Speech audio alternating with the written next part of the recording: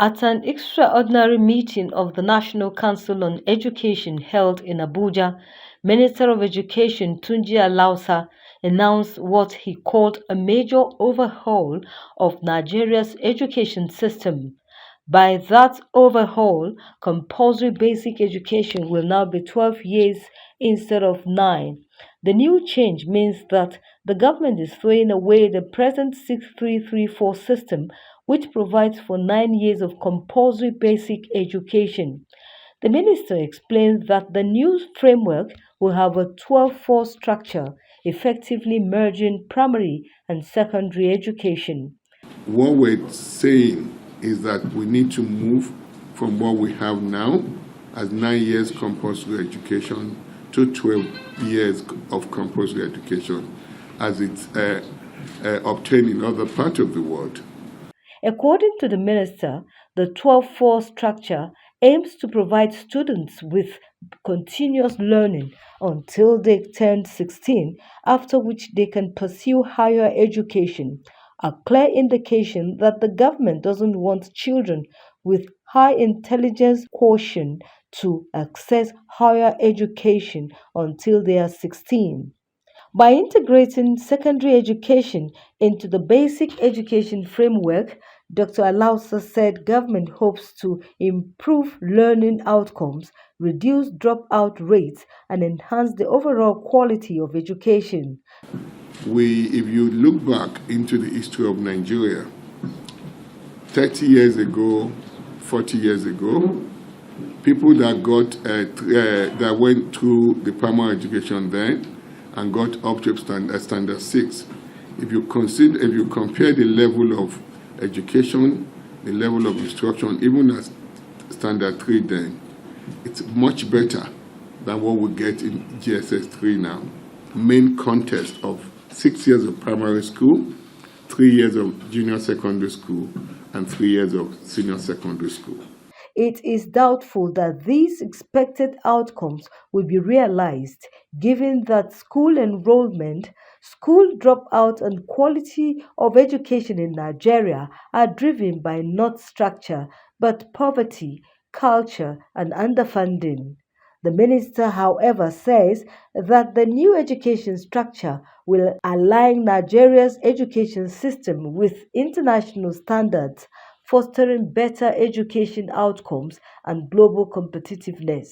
The new system also promises to facilitate early exposure to vocational and entrepreneurial skills, preparing students for both higher education and employment. These priority interventions within Nigeria's education sector renewal initiative include aggressively expanding STEM education, putting a lot of focus on a technical vocational education training with an 80-20% approach to vocational training in collaboration with partners and private sectors. We also are moving quickly to address the high burden of our out-of-school children and also improve on our current strategies on expanding more education to our girl child children. Our fifth high priority area is on data and digitalization, as well as education quality assurance. Will there be improvements in the quality of education that will be offered? That is left to be seen, because teachers will need to be trained. Expectations at each level would have to be met. What should a primary 3 child be able to do? What should a primary 6 child be able to do? What do you put in place before a child leaves primary or secondary, so that you can immediately, 2 years before or 3 years before a child fails, their results indicate. If a child is not doing well in primary 3 and primary 4, chances are that by the time they get to primary 6, unless a structure is put in place to intervene in that process of failure, they're going to fail in primary 6. So by the time they are leaving the 12-year program, which is at the end of SS3, they have very good quality education that allows them to thrive in the society, even if they choose not to go to the university. It's a very good handwork for a child. Like formally, if you see some students finish their secondary school, university without handwork. I was even telling one guy, it's only people that study in as medical personnel that have handworks. People that study as teachers, as education section, that have handworks. If you just went and study, what do they call it, political science, political science is not a handwork. You just come out with a certificate and you'll be looking for a job. And the government, thank God, they have seen what our children are passing through. Implementing learning trade today is a welcome idea.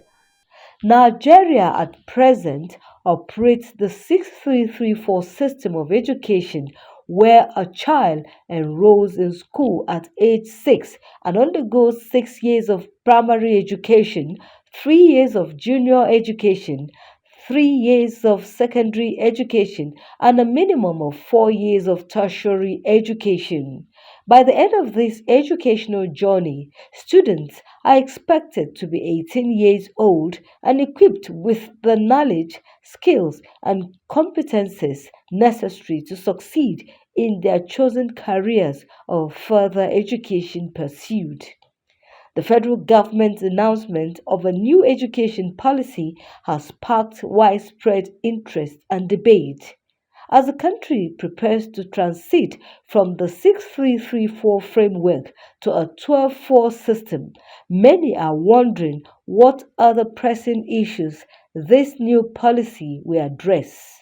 I think the benefit is that um, when you find people who went to school who say, "Oh, I'm literate," then they're able to read properly, they're able to write, they're able to comprehend. The society is the better for it because then that means that a child can't say, "I'm no longer going to school" until they finish SS3. A parent cannot say, "I'm keeping my child at home. He's going to learn trading or learn tailoring until he finishes SS3." So I think there will be more literate people in the society, which will advance our cause as a country. And I also think that what that would mean is that we will feel the impact of literacy on different areas of our lives. Nigeria, since independence, has focused on developing an education system that will foster national unity and drive socio-economic growth. This vision led to the introduction of several education policies and reforms. One notable achievement was the establishment of the Universal Primary Education UPE program in 1976. This initiative aimed to provide free and compulsory education to all Nigerian children, promoting equal access to quality education and bridging the gap between different regions and socio-economic groups. The UPE program was a significant milestone in Nigeria's education reform journey. It built on the foundation laid by the National Policy on Education, which was first introduced in 1977. The policy emphasized the importance of education in national development and outlined strategies for improving education quality, accessibility, and relevance. Nigeria's latest education has generated interest in its potential to support students with special needs, aligning with the country's commitment to achieving Sustainable Development Goal Target 4.5. Target 4.5 aims to eliminate gender disparities in education and ensure equal access to all levels of education and vocational training for vulnerable groups, including persons with disabilities. The new policy is expected to present an opportunity to build on past efforts and make meaningful progress in promoting inclusive education. Will the government seize the chance to create a more inclusive and equitable education system? First and foremost, the schools are not enough. The schools are not funded. The ones that exist that are not enough are not funded enough, to meet the needs of the children that they even have been enrolled. Communities do not have enough schools. So even if today every child out of school, every girl child, or even disabled children, decide that, okay, we're going to go to school, we don't have enough schools to accommodate everyone, you know, and we don't have enough funds allocated to the system to make it run inclusively, So and that's what I mean by I'm not sure it will have much of an impact, you know, right now.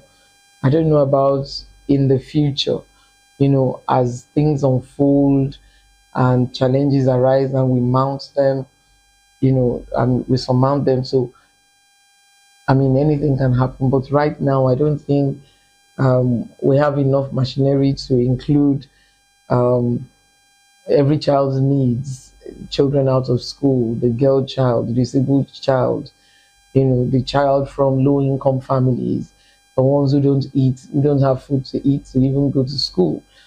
The success of the 12-4 education structure will depend on its ability to address the unique needs of the sector, become relevant, and remain accessible and inclusive.